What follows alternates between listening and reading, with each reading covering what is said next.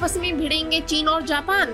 क्या होगा महायुद्ध? इस महायुद्ध का क्या पड़ेगा पूरी दुनिया पर असर? इन सब में अमेरिका कैसे दे सकता है दखल?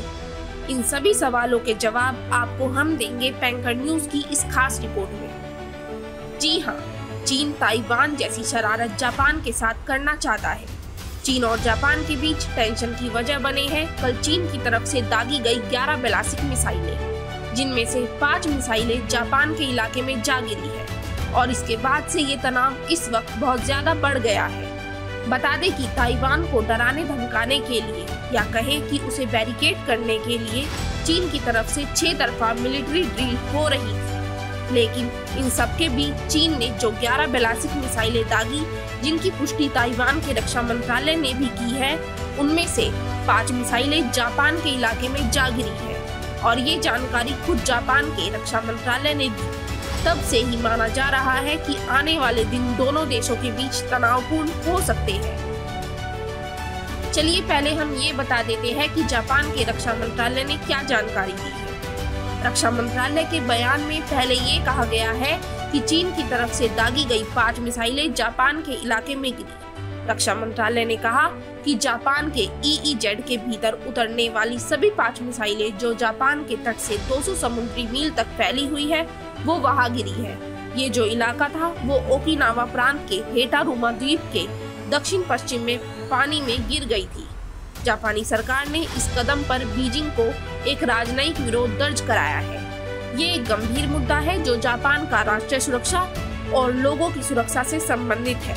वहीं जापानी रक्षा मंत्रालय की तरफ से बयान जारी करते हुए ये भी कहा गया है कि ये मामला काफी गंभीर है और हम इसे हल्के में नहीं लेने वाले।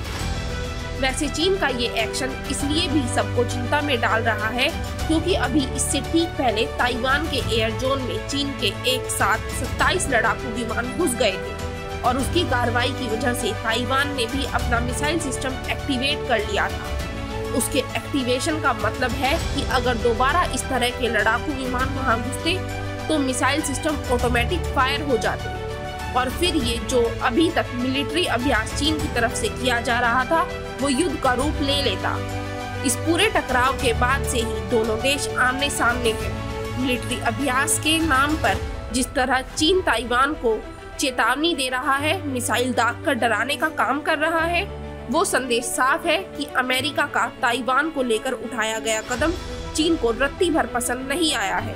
क्योंकि जिस तरीके से नैन्सी पेलोसी का अमेरिका की तरफ से ताइवान का दौरा हुआ, क्योंकि चीन पहले से ही कह रहा था कि इतने अधिकारियों का आना चीन की संप्रभुता का उल्लंघन है, उसको लेकर जिस तरीके से चीन की तरफ से रिएक्शन दिखाया जा रहा है और जिस तरीके से ये 5 मिसाइलें जापान के इलाके में जा गिरी है, उससे साफ जाहिर है कि ये जापान और चीन के में युद्ध की घंटी हो सकती है। हालात किसी भी तरफ मुड़ सकते हैं और इस पूरी प्रक्रिया में अमेरिका सीधे सीधे इन्वॉल्व है, क्योंकि मामला जापान से जुड़ा है तो जाहिर तौर पर अमेरिका उसका साथ देगा।